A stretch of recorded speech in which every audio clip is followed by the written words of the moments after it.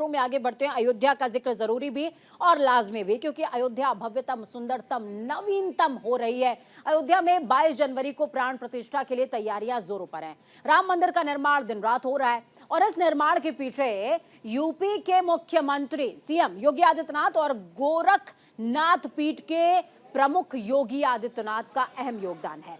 आइए देखते हैं राम मंदिर निर्माण से जुड़ी यह खास रिपोर्ट। प्रभु आ रहे हैं। 500 वर्षों का इंतजार समाप्त होने जा रहा है।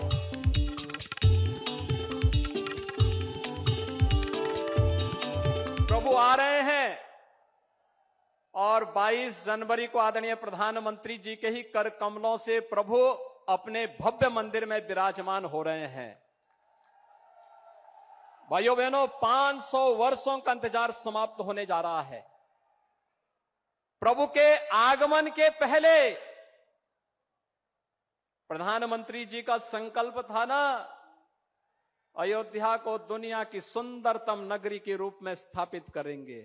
और भाइयों बहनों, आज आपने देखा होगा जिस भव्यता के साथ प्रधानमंत्री जी का स्वागत अयोध्या वासियों ने किया है, ये एक नए भारत की नई अयोध्या का दर्शन हम सबको कराता है।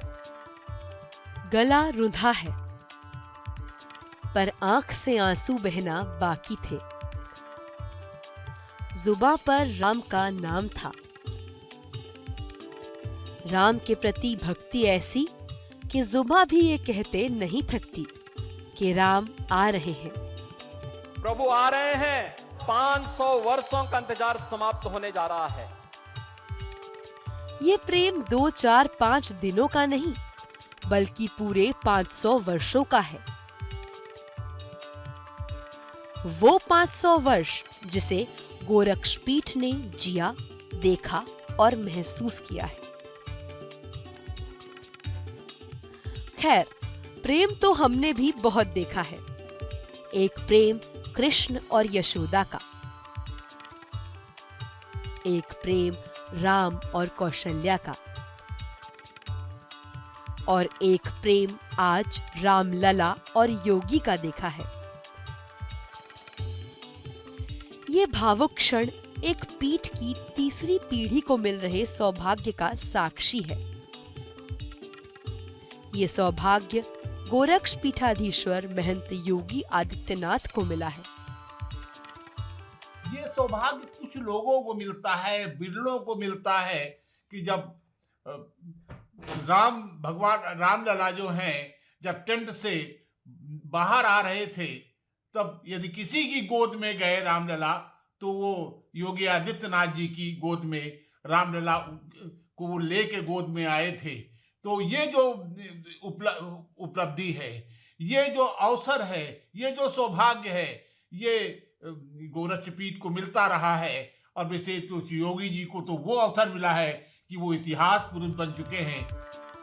सच्चाई यही है कि 500 वर्षों के अथक संघर्षों और आंदोलन के बाद ये अवसर आया है। इस संघर्ष और आंदोलन में जिस पीठ ने सबसे ज्यादा संघर्ष किया और आंदोलन का पुरोधा रहा, वो गोरक्षपीठ है। पीठ के महंत दिग्विजय नाथ ने इस आंदोलन को दिशा दी। इसके बाद महंत अवेद्यनाथ ने इसके लिए संघर्ष किया। इसके बाद उनके उत्तराधिकारी और मौजूदा समय में उत्तर प्रदेश के यशस्वी मुख्यमंत्री और गोरक्ष पीठाधीश्वर योगी आदित्यनाथ जी ने अपने पुरुषार्थ से इसे इसके परिणाम तक पहुंचाया। इसे भाग्य और सौभाग्य ही कहेंगे कि रामलला ने खुद सीएम योगी को चुना है। 25 मार्च 2020 की सुबह शायद ही कोई भूले, जब सीएम योगी ने अपनी गोद में लेकर श्री रामलला को टेंट से निकालकर अस्थाई टेंट में बिठाया था।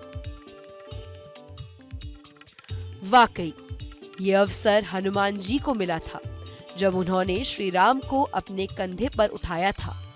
फिर 25 मार्च जब सीएम योगी ने गोद में उठाया। अयोध्या में भव्य दिव्य नव वो रामकालीन अयोध्या कैसे बनाया जाए। आप समझ सकते हो, सिर्फ मंदिर का ही निर्माण नहीं, मंदिर जो आजादी के बाद जो जश्न मनाया गया था, देश का जब आजादी हुई उस समय का जो भाव था, आज वो भाव उत्पन्न मनुष्य के अंदर कैसे हुई, भारतवासियों के अंदर कैसे हुआ, हिंदुस्तानियों के अंदर कैसे हुआ। ऐसे पूज्य अवैधनाथ जी महाराज, दिग्विजयनाथ जी महाराज और वर्तमान की मुख्यमंत्री योगी आदित्यनाथ जी महाराज ने एक भाव लोगों के अंदर जगा दिया। जो स्वप्न पूर्वावर्ती आचार्यों ने देखा था, उस स्वप्न को साकार करने का श्रेय और सौभाग्य दोनों पूज्य महंत योगी आदित्यनाथ जी महाराज को प्राप्त हो रहा है। जहां आज समस्त विश्व अयोध्या की ओर देख रहा है, राम मंदिर की ओर देख रहा है। जब जब इसके नींव को याद किया जाएगा, जब जब इसके संघर्षों को याद किया जाएगा, तो हम गोरक्ष पीठ के उन पूर्वावर्ती आचार्यों को भी याद करेंगे।